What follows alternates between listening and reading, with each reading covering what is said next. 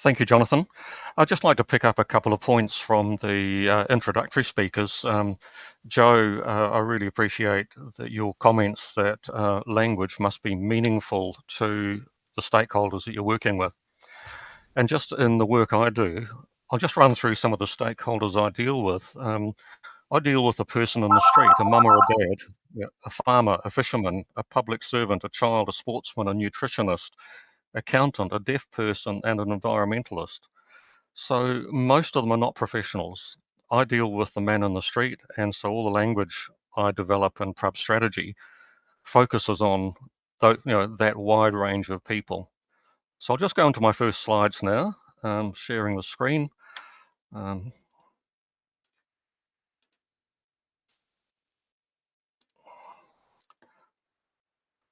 Right. So Jonathan mentioned who I was. One key point is that I've got qualifications in solar energy. So I've been working in solar energy since the 1970s, or sustainability.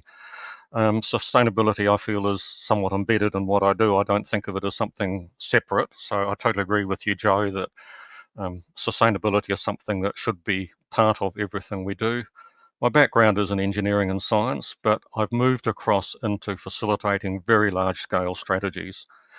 So catchment scale, alternative energy on a national scale, aquaculture on a national scale, climate change on a regional scale. So we're talking about strategies that need thousands of people. And through that, I developed the open strategies system based on what I call PRUB-Logic. I lecture overseas and I've got a few books. Okay. Sustainability. I'm going to look at what do we mean by realistic sustainability as distinct from idealized sustainability.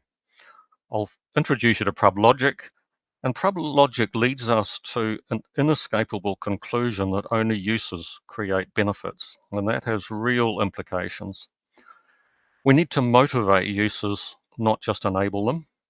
And I'll talk you through a concept called benefits facilitation. And I'll touch on a few other PRUB-Logic functions just at the end.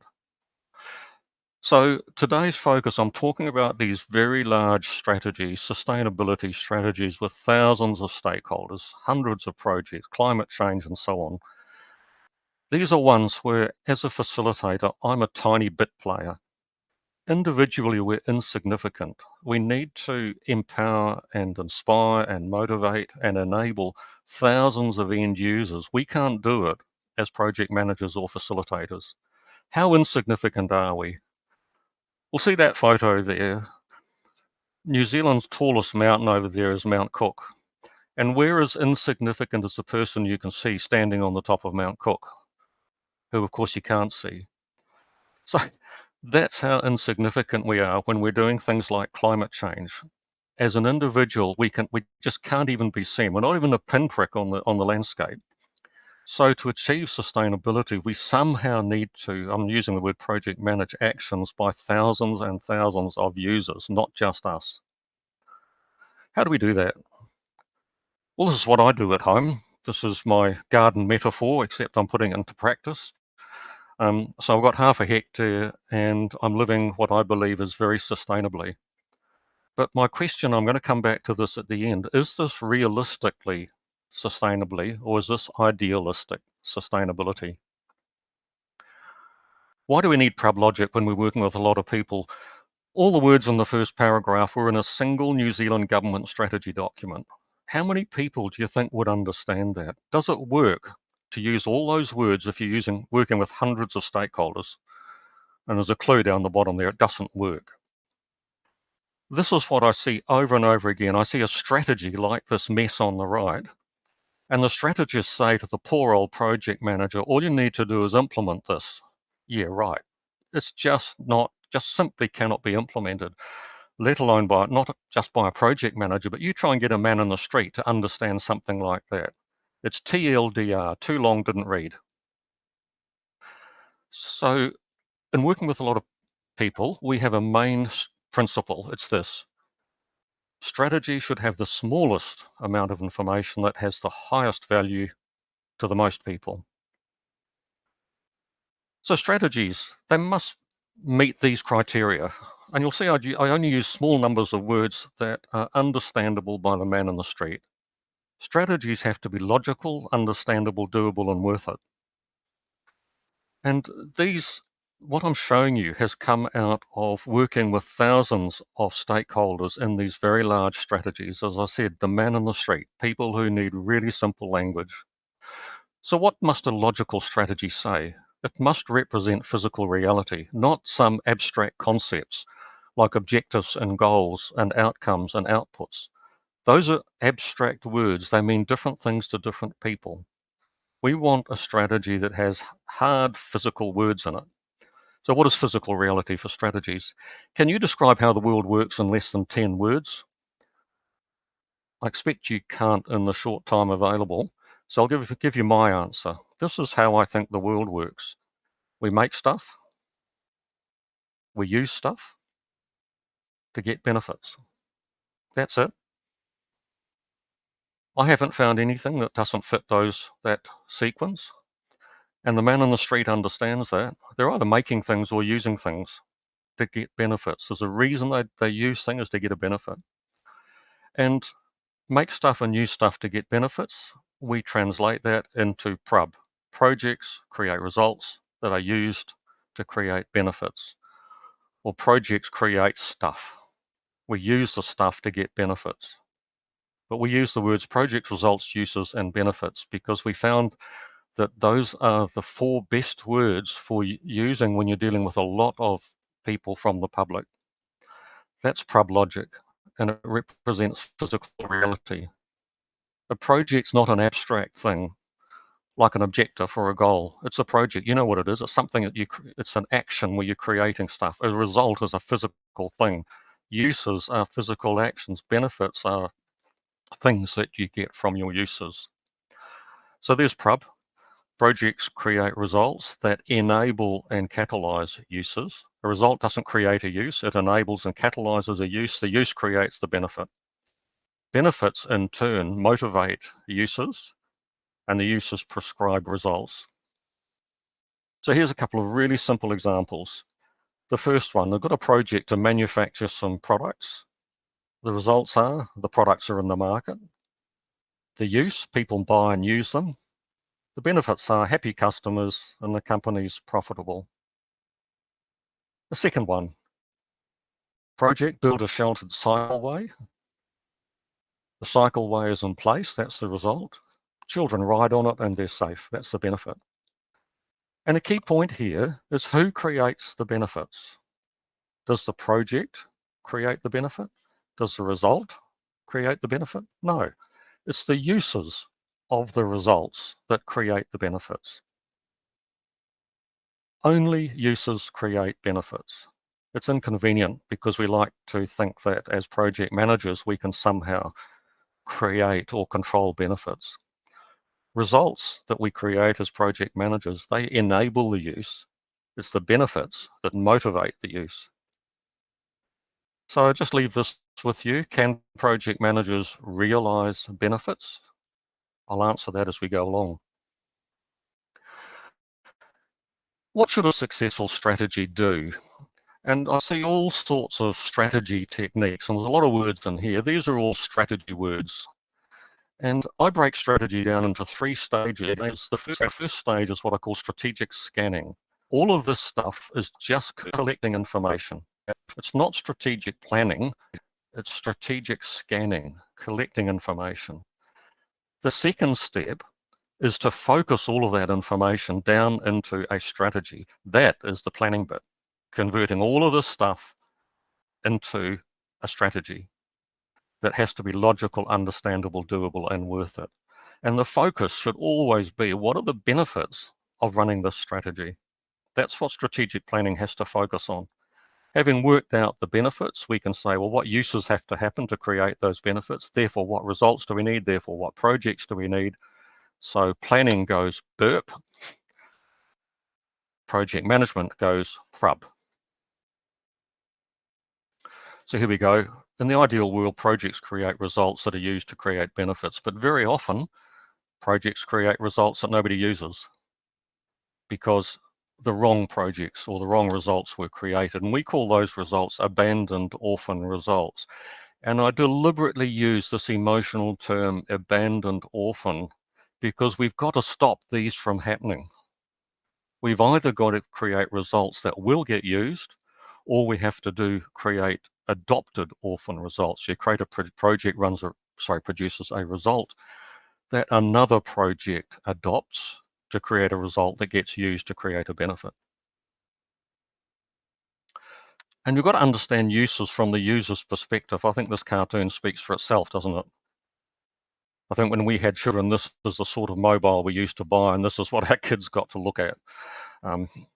Yeah, we've got to see uses from the user's perspective, not from our perspective.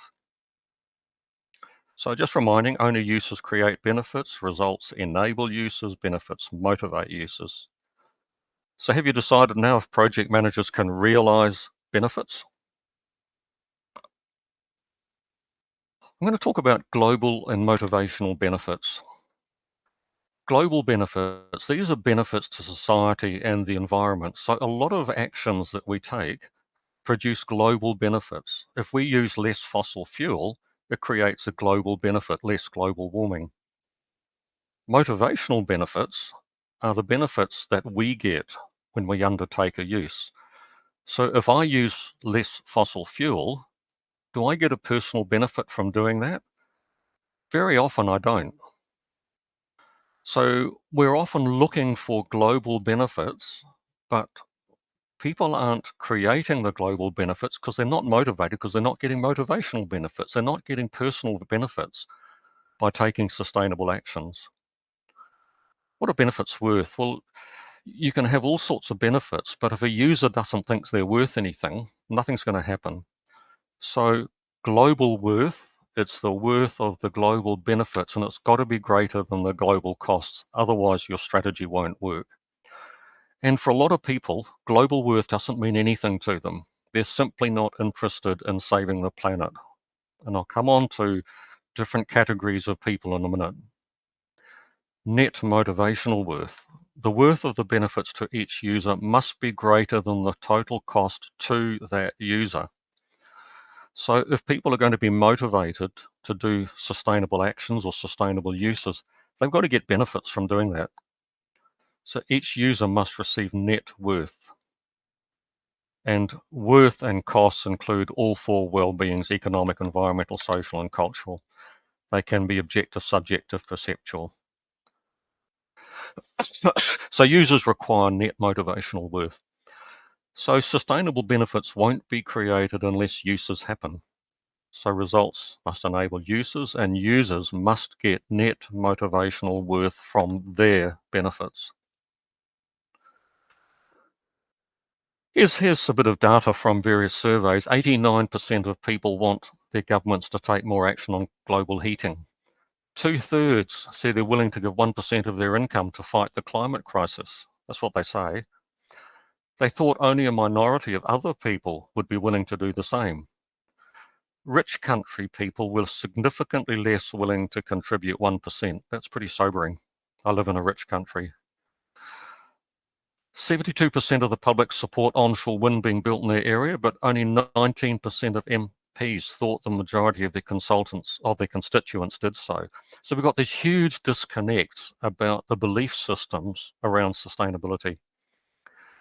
A vast majority of people are willing to make small, low-effort changes like change a light bulb, but they're not prepared to give up their holiday in Spain. Perceived importance of climate action is decreasing around the world, as we've noticed. So which people will take sustainable actions? Global benefits are 100% dependent on motivational benefits. So how do we inspire widespread sustainable actions? How do we achieve motivational benefits? And the challenge we have is users have very different motivations. And I'm going to share with you a modification on some work done by Everett Rogers on diffusion of innovation. He refers to innovators, so about 2.5% of the population. They will take action because they're curious, they're fascinated by what they're being asked to do. Early adopters, 13.5%, they're motivated by global benefits and leadership. So they can say, hey, if I do this, it'll be good for the planet. or if I do this, I can show leadership and that feels good. The early majority are motivated by motivational benefits, so they'll only take an action if there's something in it for them. The late majority are motivated by copying the early majority. They'll take action if they see their neighbour getting a benefit and they want it. And then there's the laggards. They're only motivated by compulsion. So if you're leading a sustainability project and you want actions by many, many people out in your community, are you assuming that they're all innovators or early adopters? Because most of them aren't. Most of them are either early majority or late majority. And so we have to emphasize the benefits of taking action. And it's got to be the motivational benefits of taking action, not the global benefits. They're not interested in the global benefits. So we know what needs to be done to live sustainably. There's endless reports on what we have to do. 89% of people want more action, but primarily they want the action by other people. Few people are motivated by global benefits, only the innovators and early adopters. Why don't most developed world people live sustainably? Because most sustainability actions produce global benefits, not motivational benefits. And that's one heck of a challenge for all of us involved in sustainability. How do we increase the motivational benefits and the awareness of the motivational benefits? So this is what I would recommend. We've got to sell the concept of motivational benefits when we're pursuing sustainable global benefits. And our target market is early adopters and early majority. We have to publicize other people's sustainability actions, and that's where we're targeting early and late majorities. And then we need to convince governments that they'll get re-elected if they enforce sustainable action. So the target market is politicians and late majority and laggards. And good luck with that one, because no government will get re-elected if they try and enforce sustainable actions that don't generate motivational benefits. So is this dream of mine really sustainable? And I just want to acknowledge the privileges I have that enable me to be sustainable. First of all, I'm in New Zealand, so I've got 1/15 of UK's population density. There's plenty of land. I've got soils that half a metre deep. I've got plenty of water. Got a gentle north-facing slope. And as my little note down the bottom says, north is sunny for us, and that blue stuff is what we call sky. I've got organic waste streams from vegetable processing factories. We've got a benign climate. I've had prior earnings that enable me to do so. I've got free time. And don't underestimate this. I'm white, male, educated, skilled, well-parented. I had a fantastic family. These are privileges that a lot of people haven't got. You've got a stable government, minimal threats. What I'm doing is actually uneconomic, but I do it anyway. So when we think about sustainability and we're wanting people, thousands of people, to be sustainable, how many of these privileges have they got? Are they actually able to do the wonderful sustainable things we want them to do? So looking at real users, who are your intended users? Who are you trying to motivate? Most users are probably different from you, because I suspect most people on this webinar are innovators and early adopters. Most of the people you're trying to influence are not like you. Even if the results enable you, will they results enable them? Do intended users have the resources to do the uses, the sustainable uses? Will the intended users get enough motivational worth from the benefits? Do real users need different results to enable them? Only uses by real users will create sustainable benefits. So you must understand uses and users. So I'm now going to talk about benefits facilitation. I've put a line through the word realization because in my view and PRUB-Logic view is that project managers cannot realize benefits. Only users realize benefits. You can facilitate benefits. So if results enable users, benefits motivate users, can we realize benefits or facilitate benefits? So here's what I recommend as a facilitate benefits process. We're trying to create what I call a PRUB strategy, a set of projects, results, uses, and benefits. And the first step in facilitation is, what are the global benefits? So this is where I'd encourage project managers to work with your clients, work with your communities. What are the global benefits we're looking for? Step 2 is what do users have to be doing to achieve those benefits? Step 3, because those global benefits won't motivate a lot of these users, we have to say, well, do these users create motivational benefits? And are these big enough to make the users happen to create the global benefits? And if they're not big enough, we might have to create other uses to give enough motivational benefits so the users happen to create the benefits. We have to understand that before we move over to results and projects. We have to know, why are we doing things, and will the users actually work? Step 5, this is where project managers are really good. You create the results that will enable the users. And on one of my earlier slides, I referred to enabling and catalyzing. You might have a project to build a gymnasium, and you've got a fantastic gymnasium with a tutor. It's got nice temperature. It's on a bus route, and it's got plenty of car parking, and people still don't use it. So it's fully enabled, but it's not used. However, you might be able to catalyze the use by building a cafe and a childcare centre next door. So the cafe and the childcare centre are not enabling results, they're catalysing results that then trigger the enabling results to be used. So then step 6, projects are designed to create the enabling results. And this is where you work with your client to say, is all this going to work? And you'll never get it right. There'll always be uncertainties, but get it as right as you possibly can. Then you do what you're comfortable, you run your projects to produce your results. And step 7, the results get used, and you keep monitoring this to say, are the uses actually happening? Are they creating the global benefits? Are they creating the motivational benefits? And if they're not, then we've got to come back and change the results. I'm going to touch on a couple of other aspects of PRUB-Logic.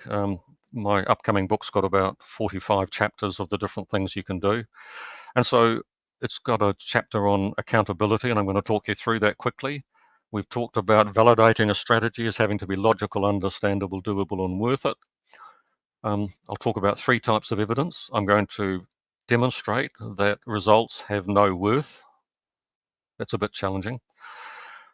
PRUB-Logic confirms that projects and uses should be measured for efficiency, results and benefits should be measured for effectiveness. When working with clients, ask them, what do users want to do, not what do they want? Really important. And I talked about the Everett-Rogers theory.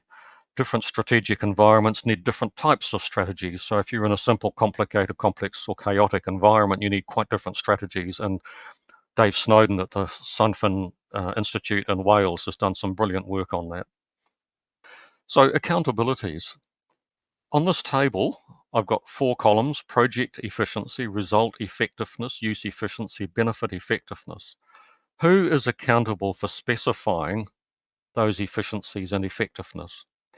And if we start on the right-hand side, I believe the purchaser is accountable for defining the benefits. The purchaser is accountable defining the uses. And I think the suppliers and purchasers need to work together on specifying the projects and results. The third line, we're now implementing stuff. As suppliers, project managers, you're accountable for this stuff. Are you accountable for the uses and the benefits? Over and over again, I've seen uses and benefits don't happen, and the suppliers, the project managers, are blamed for it. If you're going to be held accountable for uses and benefits, you better talk to your purchaser and make sure that that is written into your contract and you get paid to take that accountability. Otherwise, it's not your problem. Evaluating performance, I think, is entirely in the hands of the purchaser. Now, a lot of people will debate this table. It's probably the most heavily debated table that I produced. But that's a starting point to have a think about. There's not one accountability, there's 12 accountabilities at least. I made the statement, results have no worth. That's a pretty bold statement. It costs money and resources to achieve results. If they're not used or won't be used, they're just a cost. They're just sitting there. If you build a swimming pool and it's not used, it's just a big white elephant. It costs a lot of money. It has no value or worth.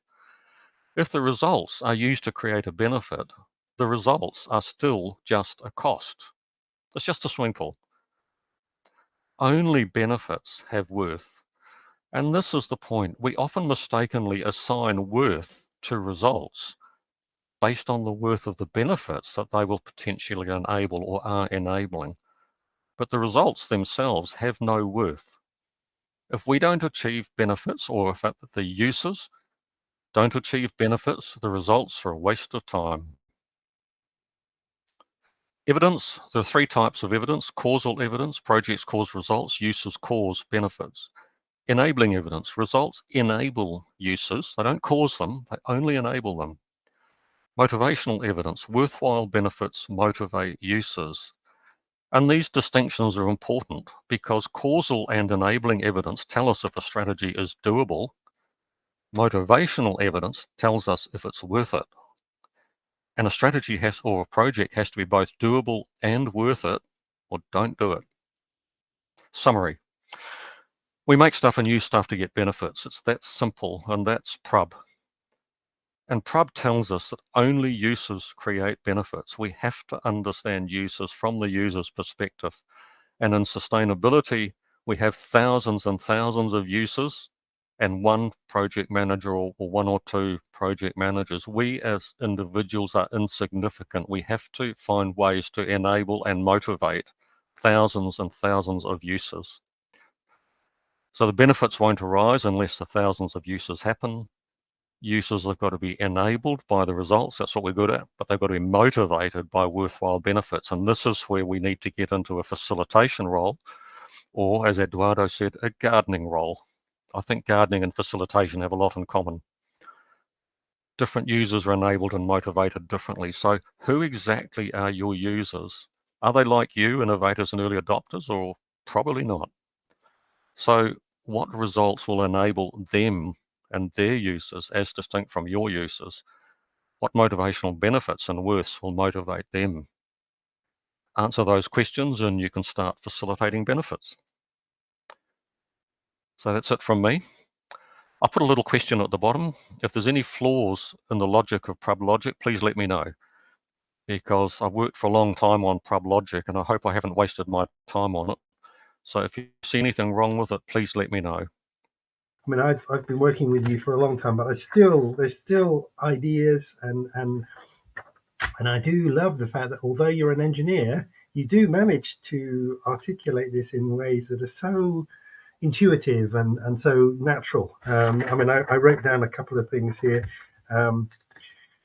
Too long, didn't read. I love that, and the idea that when you're thinking about strategy, the smallest amount of information needs to have the highest value for the most number of people. I think these little mental heuristics are really useful. I had a couple of questions. Sorry, Jonathan, really. can I just respond to that? I think one of the things that's provided me a lot of guidance is I've done a lot of reading around permaculture, and I would encourage people to read that, because a key thing about permaculture is it's very, very lazy gardening. You do as little intervention as possible. And the best book for permaculture is a notebook. You're observing nature and enabling nature. And I see that has a lot of parallels with facilitating end users. I have to observe all the people in the climate change strategies and so on, the real people, the farmers. What are they prepared to do? Learn from what they're prepared to do. And that's what permaculture teaches you, to observe, observe, observe, listen, and enable and facilitate. So permaculture's had a big influence on me, and it's been very hard for me as an engineer to stop using words like control and manage. Yeah, I can understand that. Yes, yeah. I had a couple of questions for you. The first was really about how you use PRUB-Logic once you're underway. So you use it initially to kind of frame what you're going to do and how you're going to do it, and then to measure whether you're doing what you said you were going to do and whether that's actually what you need to do. But if you're working on things like transformation programs or things that are very complex, where uses and benefits may be quite emergent, so you're experimenting and I hadn't spotted that. Oh, this is an opportunity. How can PRUB help you with that kind of fast-changing environment where new uses are potentially emerging all of the time? So step one is get out of the office and go and spend time with users. And so the first thing I do whenever I'm developing a strategy is we'll have some sort of public meeting. We did one on climate change in the area where I live. About 150 people turned up. I had some keynote speakers, some of whom are on the IPCC authors. And that was to alert people to the issues. And we then called for volunteers to come to a series of workshops to tell us what uses and benefits were important to them. And we came up with a couple of hundred uses and benefits. And these were not, very often, were not the ones that people sitting in offices would have thought should be the ones that should be coming up. So people in offices say we should use more public transport. Well, New Zealand, with its very, very low population density, has almost no public transport. It's very different. When I was living in London, I used public transport all the time. So when you sit with real users and I say to them, what is it you want to do? And they'll say things, I want a swimming pool. And I say, that wasn't my question. What do you want to do? Oh, I want to go swimming. Ah, so tell me about your favorite swimming experience. Oh, as a kid, we used to swim in the river and we used to swing on a rope or we used to go down to the beach. So do you want a swimming pool or do you want a clean river and a clean beach? Oh, well, I thought you were going to, your government, I thought you were going to give me a swimming pool. And I said, but you've just told me you'd rather have a clean river and a clean beach. Is that right? And very often they'll say yes. And so it's genuinely listening to the user experience. And Joe mentioned that.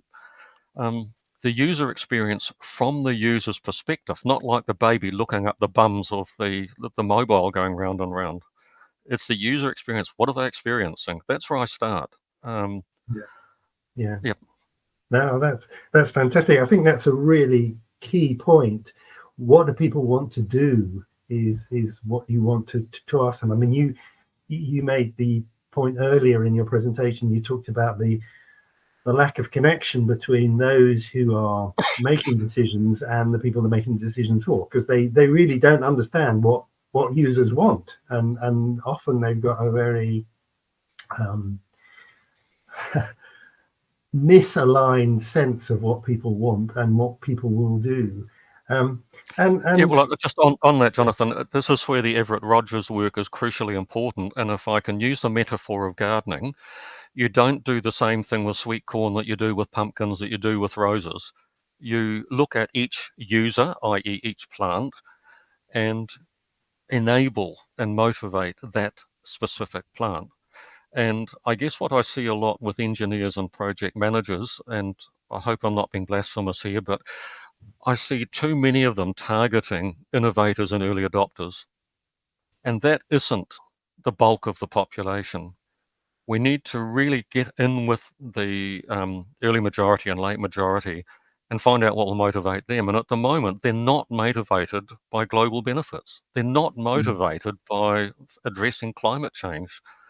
Yeah. Okay. Yeah, that's fascinating. I mean, I don't know if you've ever considered this, but I think the approach that you are advocating is really an extraordinarily democratic approach. You're advocating decentralization of power. You're saying, actually, if I take the UK experience, you need to go out and find what people in Wales and what people in Scotland and what people in the north of England want. And you can't just sit in Westminster and imagine it and try and do it to them or for them. I mean, it is a manifesto for co-creation, if I can kind of put it like that. Well, that's why I had that photo of Lake Oahu in New Zealand with Mount Cook in the distance. And, I'm as insignificant as a person standing on that mountain. And until we genuinely accept that as engineers or project managers, we are absolutely only a pinprick on the landscape that we're working in. And that is simultaneously disempowering, but it's also liberating. And one of our bylines is liberating collective wisdom. It's not managing collective wisdom. It's enabling or liberating that collective wisdom so it can come to the surface. and observe it and learn from it, because there's a phenomenal amount of information and knowledge out there about lifestyles that are very different from our own. We just have to learn and enable that. Brilliant, brilliant. I'm going to ask, I think Merv's going to come back on stage now just to say thanks and maybe introduce what we've got coming up. So Merv, if you want to join us. I think that is so powerful. And I think anybody who has listened to you, I can't imagine but that they will have been caught up in what you've been trying to say and what you have been saying. It is, you are a bit of a kind of revolutionary, because it is very counterintuitive in a world of projects where we talk more about control than liberation. You need to actually let go, which I think is so apposite in a complex environment, you know. I think a key point there, though, is that letting go is actually empowering, because it's letting go and tapping into that wisdom that's out there. And that wisdom is incredibly empowering. It feeds me far more than anything I've ever been able to feed into my communities. So don't fear losing control. One of the chapters in my book is about earning the right to lead, as distinct from taking control.